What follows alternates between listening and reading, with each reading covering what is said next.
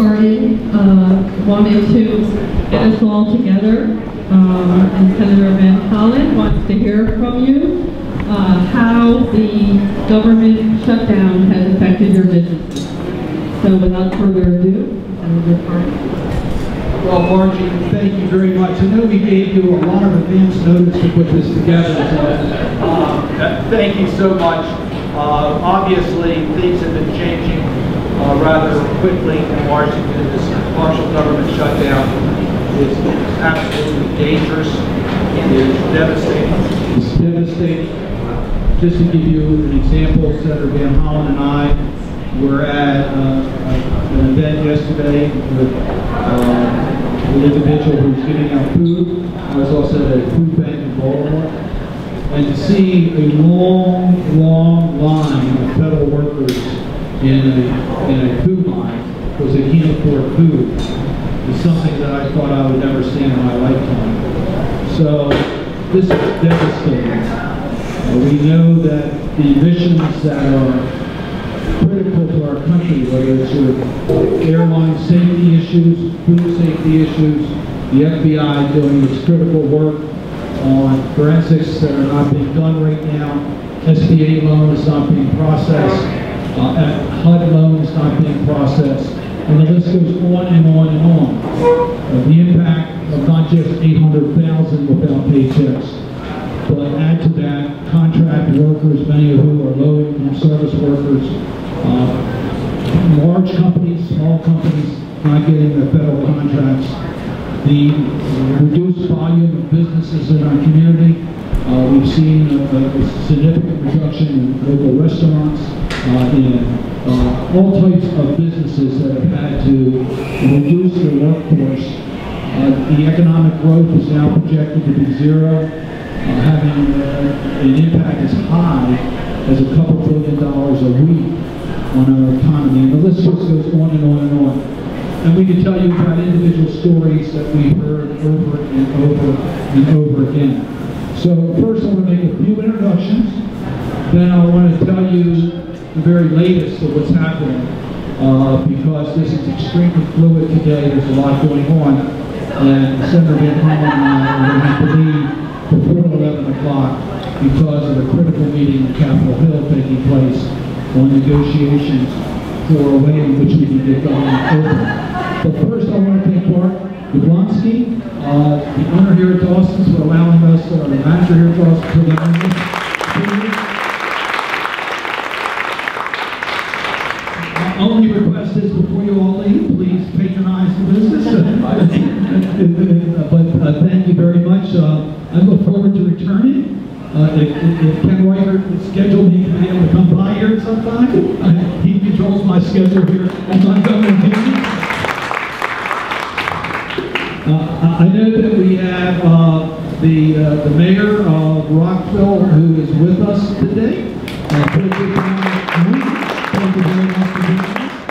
I know that we have representatives from our colleagues in the House of Representatives. Kathleen Connor, who is representing Jamie Raskin. Thank you for being here. Reagan Raleigh, representing Congressman David Trone. Thank you for being here.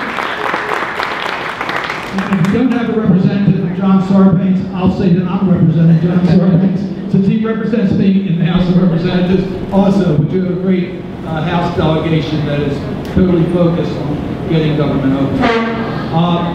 As you can see, as you were coming in, the two of us have been distracted. We've been receiving phone calls from the Hill. There are two critical votes today. One is on the President's proposal. It just goes to show that the President has not gone through any vetting process on his proposals. It has major flaws on the immigration issues that he says is in the bill to help Democrats dealing with TPS and DACA. It doesn't deal with TPS and DACA in the way that it needs to be done. And then his border security package is one in which will not pass the United States Congress. That bill will fail today, will not get the 60 votes necessary. The second vote, I'm really disappointed, will also fail today. And that's a very short term, up until February 8th. CR that would open up government and give us a short period of time to negotiate a border security package. I really find no excuse for any senator voting against that proposal. We all voted for it before. Every single senator voted for a short-term CR in order to keep government open. But it will not get the 60 votes that are necessary. Recognizing that, Senator Van Hollen and I have been doing everything we can. Look, we have very strong views that President Trump calls the shutdown. We go over details step by step on how the appropriators did their work. Senator Van Hollen's on the Appropriations Committee. They did their work, including border security, for FY19. Bipartisan results. The President changed the ground rules in December, and without notice, Senator McConnell decided after his conservative base did not like the idea of him going along with the CR, to reverse his position, causing the government shutdown. So I have strong views about that. But we've got to get government open. That's got to be our top priority. And we have to work with the person who's president of the United States. No, we will not give in to his tactics, because if we give in to his tactics, we'll have them over and over and over again. And we don't want to see him continue to use those tactics. So we recognize that. But there's a group of Democrats and Republicans who have been meeting regularly. Senator Van Hollen and I are part of that group. We will take to the floor this afternoon in a bipartisan colloquy to have a very simple message. Let's pass a resolution, open government, for a period of time, 3 weeks, and then let's use the regular process of the United States Congress to pass a bipartisan border security package, which would include the border monies that are necessary to keep us safe, as well as immigration issues. Let's get that done, but in regular order, not with the president dictating to us, and not under hostage circumstances. That's a bipartisan group. As many as 10 Republican and 10 Democratic senators, we believe, will join in that effort. And that's what we are talking about today. Since we've been here, there's been some movement on that, and there's been some additional conversations that are taking place with Senator Schumer and Senator McConnell, and that's what we need to be part of starting at 11:30 today. So we will leave here shortly before 11 in an effort to join the discussion first by phone and then in person when we hit the hill with votes starting at 12 noon. Now, that changes our original schedule because I wanted to hear from small businesses, and we still have an opportunity to hear what is happening today. But I wanted to give you the most up-to-date information about where we are on shutdown. So with that, let me turn it over to my colleague, who every single day and moment has been doing everything humanly possible to underscore how tragic this shutdown is and to speak out on behalf of federal workers. I want to say that we've been able to get some positive results. We did pass legislation that guarantees that all of our federal workers will be paid when government reopens. We've never had that before. We've never had an underlying law that guarantees payment. We now have an underlying law that guarantees payment, which even makes it more absurd that we close government when we know we have to pay and we're not getting the services that we need. Senator Van Hollen's been also working on legislation that will prevent future shutdowns. He's also been working on legislation to provide additional relief to our federal workforce and other areas in which they are to be penalized as a result of the shutdown, and we can talk about that. My role on the Small Business Committee as the ranking Democrat is to assess your needs, and once we get to a supplemental appropriation, see what SBA needs in order to handle your concerns as quickly as possible. And with my colleague on the Appropriations Committee, we will represent your interests of the small business community to get you aggressively started as quickly as we can, knowing that you're the growth engine of America, where we create jobs and innovation. So with that, I'm going to Senator. Thank you. Thank you, Ben. And I want to thank Senator Cardin for all his leadership and for bringing us together today. To George Graff, President of the Rockville Chamber, and all of you who are members and gathered here, thank you. for what you do in our community every day. And we are working overtime to try to end this nightmare we're in. Meredith, we're always great to see you. I'm going to be really brief because I want to turn this over to you. I just want to emphasize a couple of things. Number one, the Senate does have it within its power right now to reopen the 8 of 9 departments of government that have nothing to do with Homeland Security. And there has been a bill in the United States Senate since the very first day of the session, because the House of Representatives passed a bill out of the House to the Senate, and it would reopen the 8 of 9 and say, okay, let's deal with the Homeland Security issue separately. And interestingly, the funding levels for the fiscal year for those 8 departments are matched dollar for dollar by what Senate Democrats and Republicans had previously agreed to. So there's nothing in that House package that hadn't already been agreed to by overwhelming members of the Senate of Democrat and Republicans. So our first priority, we've asked repeatedly for a vote in the Senate on that bill. And we've been repeatedly denied the opportunity to have that vote, which is why our fallback position, not our preferred position, is a short-term 3-week. Open the government 2 weeks, 3 weeks, allow federal employees to come back to work, let them get paid, let them sort of get through some of the backlog, and then we can use that time to work on border security and other issues. So that is what we're going to continue to push for at this time. I want to thank Senator Cardin. We teamed up on the legislation to guarantee back pay. It's been a tradition, not a guarantee. And under this administration, you never know what might happen. So that was an important step. We're also introducing and have introduced legislation to deal with some federal, small business federal contractors, especially lower and middle pay wages, janitorial services, cafeteria services, security guards. There's been no tradition of them getting back pay.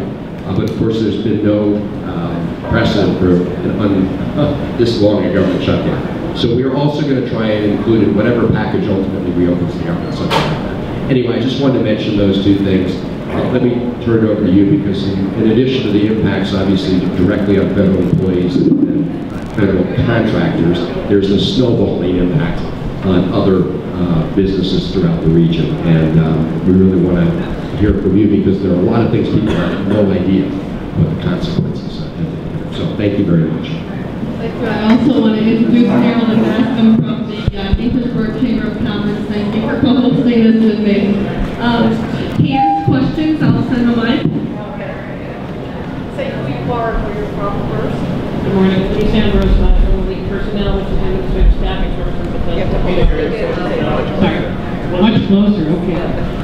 So we've seen a great drop-off in the past 10 days. The first 10 days, the first 15 days, in fact, but the last 10 days, job workers canceled, we're not doing anything because it's administrative staffing. So we are a temp agency, so, you know.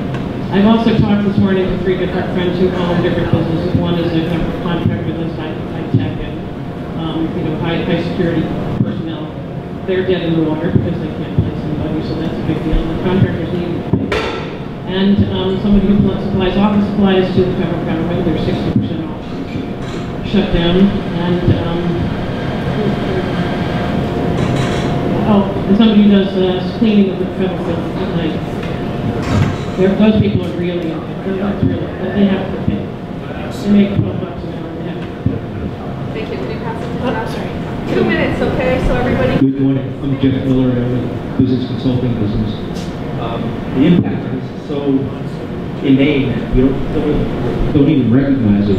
I just left the client who's a CPA and a tax attorney. And we calculated because he can't get to the IRS, it closed down. This month alone is going to cost him $35,000. We're talking about a small business. I've got another client. They run daycare centers and after-school programs. They sent out a letter 2 weeks ago to all the parents saying, if you're a federal employee, you do not need to pay. We'll forgive that until the government reopens. The heart of the business community is so wide open to making a difference. And this is not a political statement. I mean, I'm a left-leaning Democrat my whole life. For the life of me, I do not understand how this this situation becomes some political back and forth, ego-driven, as opposed to just sit down, get into the room, lock the door, and don't leave until you have a solution. It just seems pretty clear, and it's just terribly frustrating.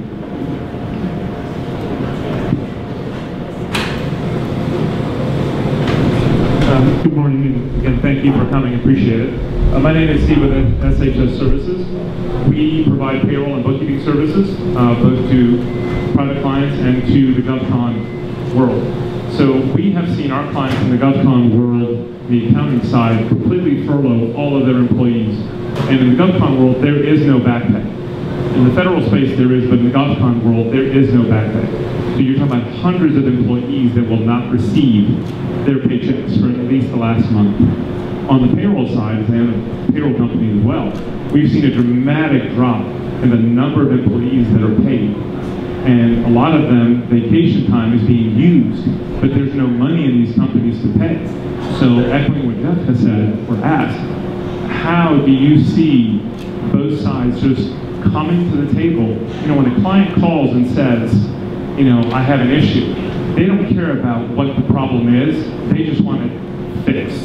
And that's, I think, what you're hearing from the business community. We don't care what the politics are on the sides. We just want it fixed. And how quickly can we just get it done? Let me just try to respond. I didn't hear you. We think the fastest way to get this done is to get a short-term CR that's locked in the door, because you have to produce within that period of time. The president can rightly say, forget all the causes of this problem, that it's now up to Congress to produce, and we need to produce a bipartisan border security bill that the president will sign. So we think that's the fastest way to open government and to get this issue resolved.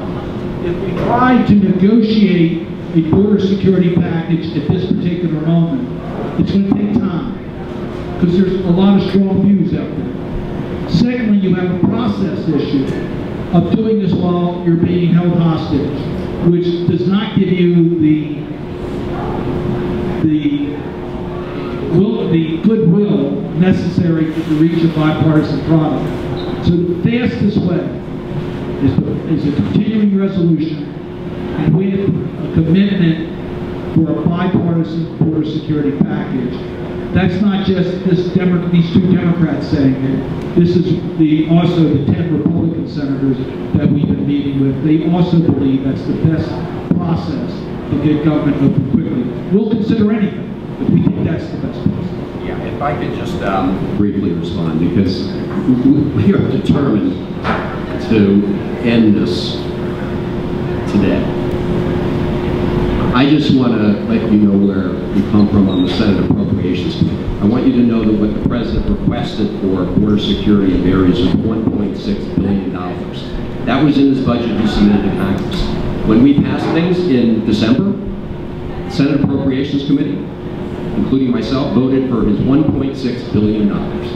Okay? He then decided he wanted something dramatically different, and he decided that because the Democrats had won control of the House, somehow he was going to lose this opportunity, and he then shut down the government in December. We have been working very hard with our colleagues to just first get government open. We prefer to do it on a full fiscal year basis. The fallback position, imperfect, is to open it for a short period of time. As Senator Cardin said, the burden then is even more on Congress to deliver, and then we can at least have a little space to deal with these border security and immigration issues that the president used to shut down the government, and it puts the burden on us. But again, I just want to emphasize that there's a bill that's been in the Senate that would open 8 of the 9 departments and release all the hostages, right? But we haven't even been allowed to vote on that. So I hear the frustration about what's happening. I just want you to know we share that frustration. There's some very common sense answers to this. We're among the senators who were working in that room with our Republican colleagues. Spent about 2 hours last night with them, looking for a way out. Thank you very much. Hi, Emily Newland with Hedgeland Consulting.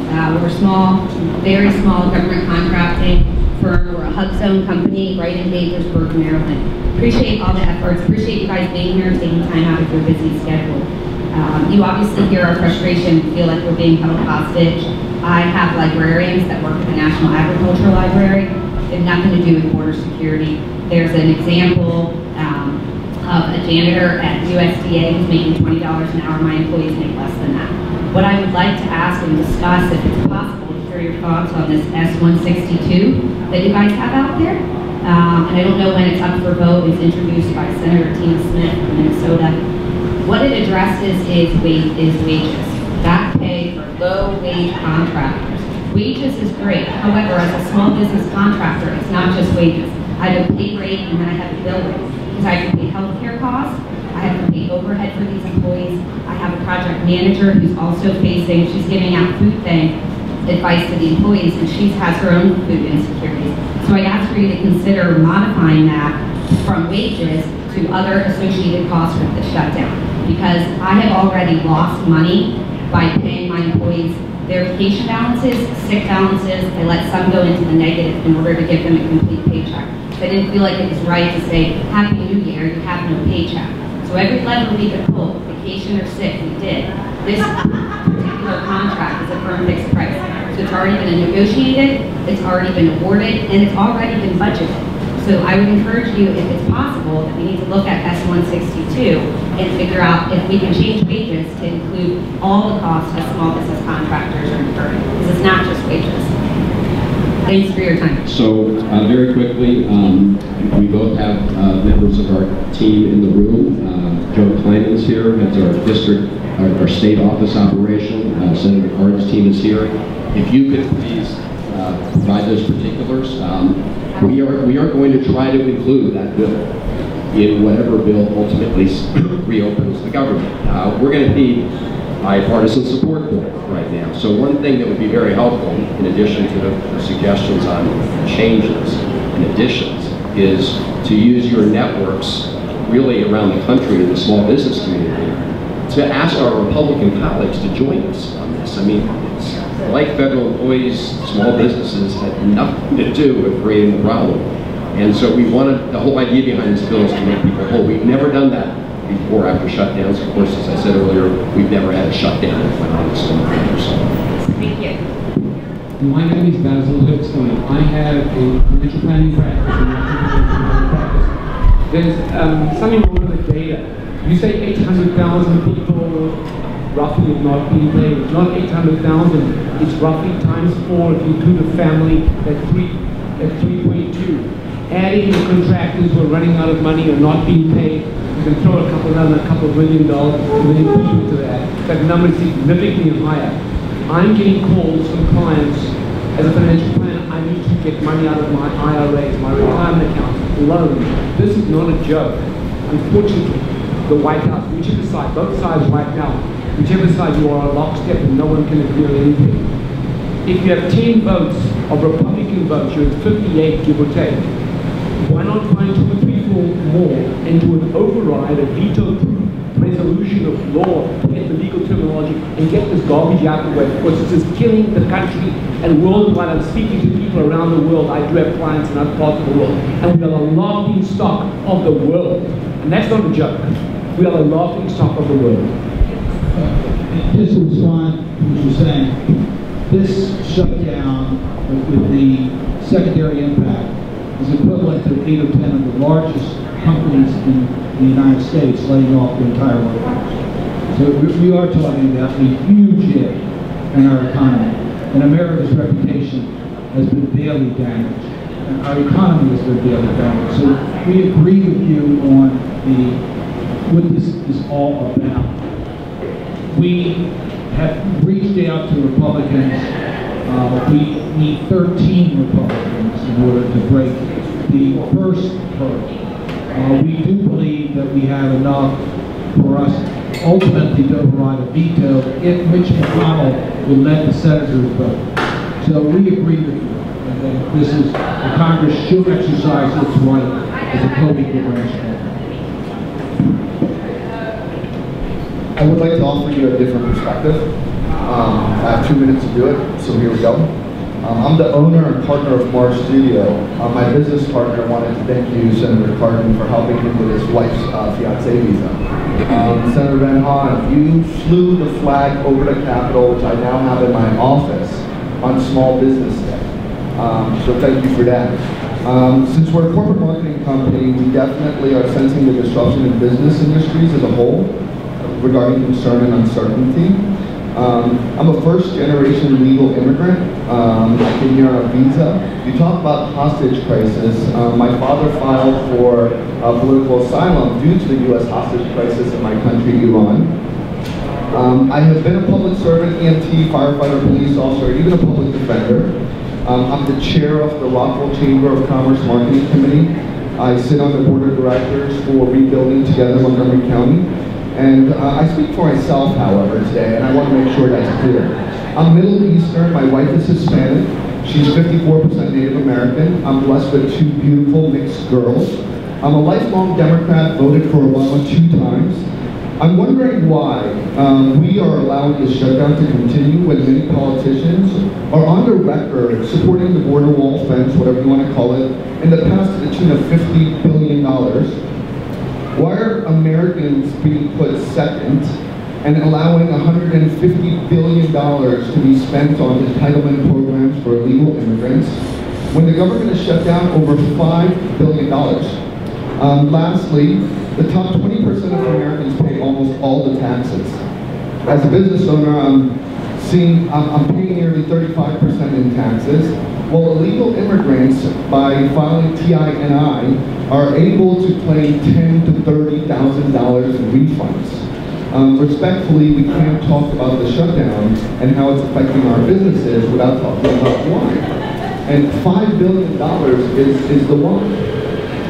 So, thank you very much. I really appreciate what you're saying. I believe this is much, much, much bigger than $5 billion. In dollars, but more importantly in principle. The Constitution has separation of branches of government for a particular reason. I believe in the legislative branch of government as a co-equal branch of government. I saw this president early in his term try to leave America on foreign policy that I thought would be extremely dangerous to our national security. And I was able to get Republicans working with me to take the president on. We passed legislation pulling back his authority in dealing with Russia, in dealing with North Korea. So my point is that if we allow the president to use the tactics he's used, it's far more than just a wall. It has to do with the values of this country. It has to do with the economic fairness of this country. It has to do with the strength of America, who we are as a nation. So, look, I think we can solve this problem, and I'm trying to find out a way to deal with border security issues. I think there is a path forward that I will be able to support, the Senator Van Hollen will be able to support. We can get this done. But we have to do this in context that we don't give away the authority of the legislative branch of government to protect the values that make this nation the great nation it is.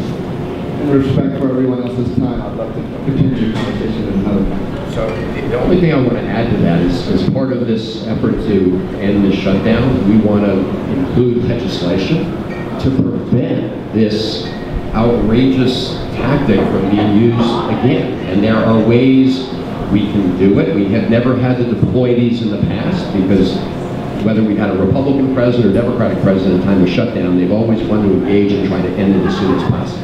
So we are looking at a number of provisions that, at least for the next couple of years, would prohibit this from happening. Now, it's a very complicated thing to do, but we are working on legislation as part of this package to at least prevent this from happening, because it's not just $5 billion or even $30 billion, although it will be a lot more than that ultimately. It's also every time somebody doesn't get what they want, and it may be an issue over what you like or don't like, but we cannot have a situation where this becomes a common tool of negotiation. And so there are provisions, and again, there's a bipartisan, there's a Republican and Democratic bills on this issue, and we're determined to make this part of whatever settlement we reach. What are the provisions? the government was shut down for the Affordable Care Act, which cost this country trillions of dollars. So it's important to keep things in perspective. Well, there's no such thing as a shutdown. No such thing. The bills that we're looking at have automatic triggers that will produce a continuing resolution if we don't reach a budget by a certain date. It could be an automatic CR, it could be an expedited process for a vote on an automatic CR. So that is what we are taking a look at so that we prevent this type of situation. Good morning. My name is Dan Payton. I am the owner of Sources Technical Services here in Rockville, been in the district for more than 25 years. Also personal press, 2017 Soccer Referee of the Year. One of the things that I noticed is that it's quite annoying when people talk about taxes. I mean, $22 trillion is a giveaway to the very, very rich that never increase investment back in our country. But I really have only one question. Why? Where is Mitch McConnell? Why is he not helping?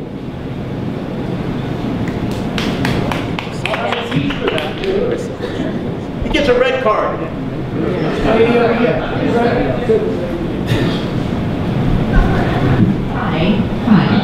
do want to emphasize the fact that because the majority leader has the prerogative of allowing the Senate to vote on a certain kind of bills, we cannot automatically get a vote on the bill that would open up 8 of the 9 departments that have nothing to do with Homeland Security. We've been trying to get a vote on that, and he is, Mitch McConnell personally, when Senator Cardin and I have been on the floor many times now, asking for unanimous consent, Senator McConnell comes down the aisle, and he says no on behalf of his caucus. So we've not been able to vote on the bill to open 8 of the 9 departments at levels that were, I just want to make sure everyone understands that. Hi, I'm Michelle Simon. I'm one of the owners of Escrow. We're right across the street here in Rockville, and I think it's an industry that hasn't been spoken about today. And, you know, the winter market is traditionally slow, but we are definitely seeing, I'm concerned about where we will head in the spring if this continues. Our industry is based on the federal workers and the people who live in this community, and the people who live in this community work for the government. And we are going, people aren't going to be buying houses when they don't know where their next paycheck is coming from. We have already seen settlements delayed because they cannot verify employment. We have not yet, as far as we know, had settlements not happen, but to me, those are the contracts not being written. So I just think that, as we get further into this, it is affecting the private sector, and it will affect our economy horribly, even worse than it has already.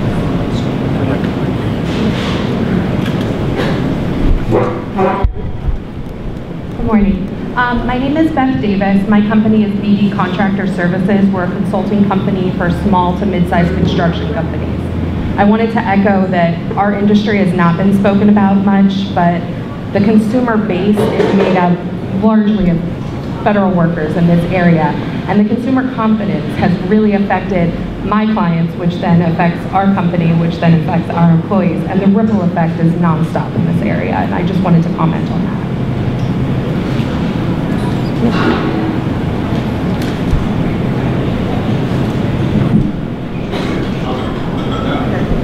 And if you can hear me, I'm Mark Yablonsky, the owner of Dawson Park. I just want to thank everybody for coming out and to kind of echo what several of you said. Small businesses are the backbone of the economy, just like Dawson's Market, and we want to support, we would like to support everybody as well. There's been some great comments about how businesses have supported furloughed workers. So we wanted to announce today, as you guys are here, that we're offering 10% off through Monday for all federal employees with an ID, and then we're also going to do dinner on Monday, the 28th, from 6 to 8. We're doing a chili dinner for all federal employees. So we're trying to do what we can to support the community. You may know that Dawson's Market, it closed. It reopened on December 15th because of the support of the community. And so we want to give back to the community and support you guys as best we can. Thank you.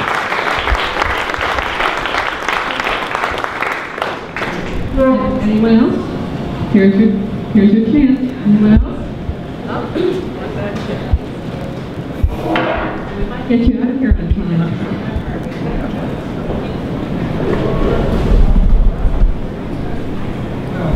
I just wandered in off the street, and so I would suggest in your conversation with Senator Hollen's colleagues, that you impress upon them that if the Senate cannot pass an appropriations bill, its constitutional duty, that will damage not only the Senate, but the constitutional separation of powers.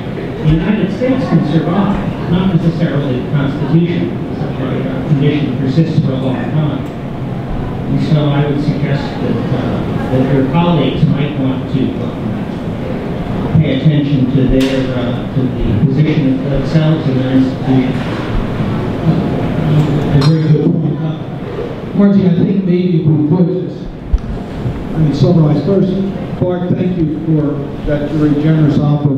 We have found some of our community leaders doing extraordinary things to help those that are in need, and we thank you for that. We never want to underestimate how important that is. Yesterday I was at the Maryland Food Bank. It's an incredible asset that we have in Maryland. People get hungry and they're there to help. They never expected to be needed for the federal workforce. But I am thankful for those who support those efforts to make sure people, their fellow citizens, can get through this time. Because people are embarrassed and scared.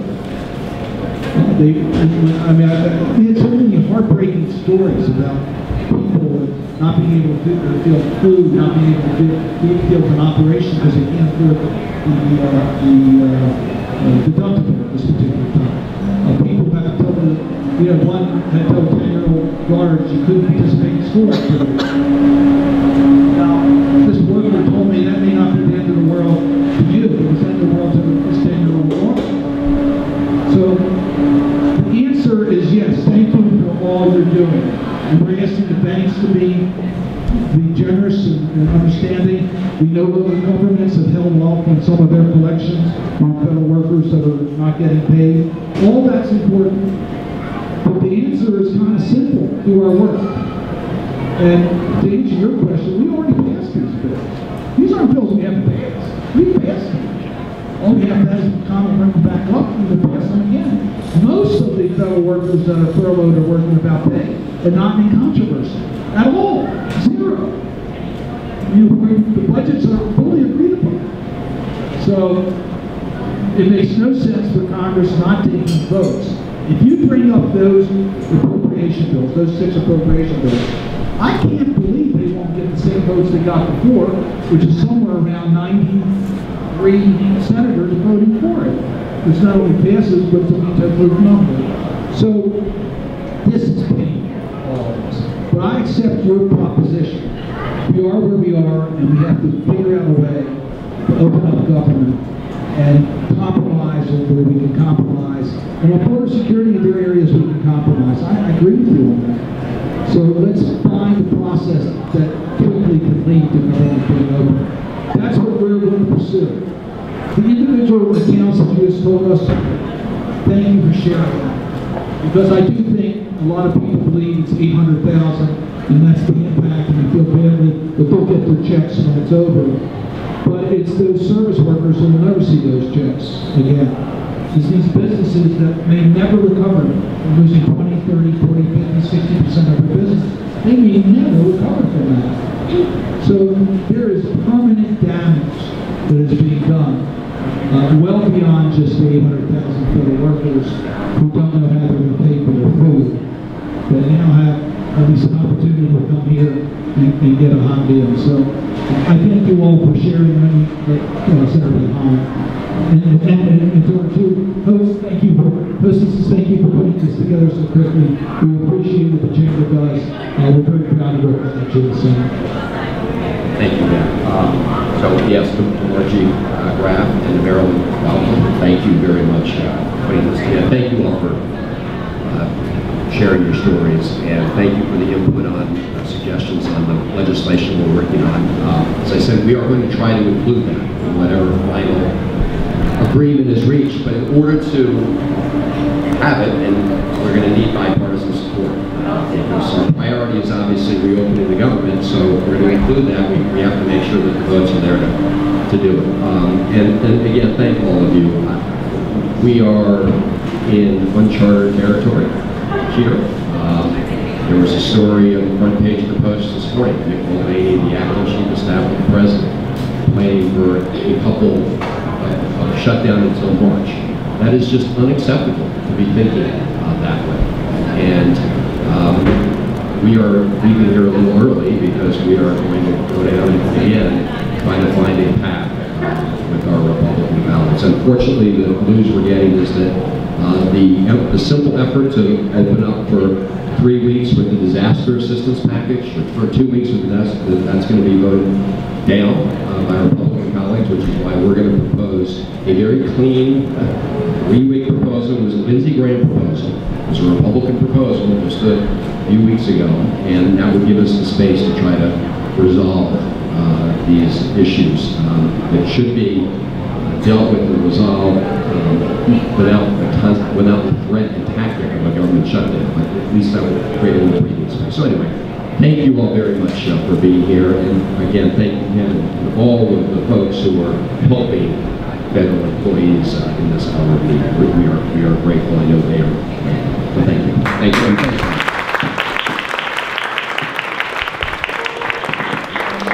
Thank you both so much for coming and speaking with us. What can we do at Gaithersburg? The main thing, I think, is, again, to use whatever networks you have around the country, right? Whether if you're the county networks, whatever business networks you have, to make sure that the senators and folks in those states know how harmful the impact is on you, and then to encourage them to support some of the bills that we've been talking about here today, which we would like to add on in whatever agreement is ultimately reached. I think that's very important. If we can use this crisis to end any future opportunities to use shutdown as a strategy, that would be a positive outcome. If we can use this opportunity to recognize that contractors have permanent damage that we need to compensate for because it was not their fault, the damages that were caused. I think that would be very helpful. You know, we do help people who go through disasters. We've created this. We should help them. There are 2 bills that we could very easily include in the final package, and you can help us to focus on that. Clearly, our first message, open government.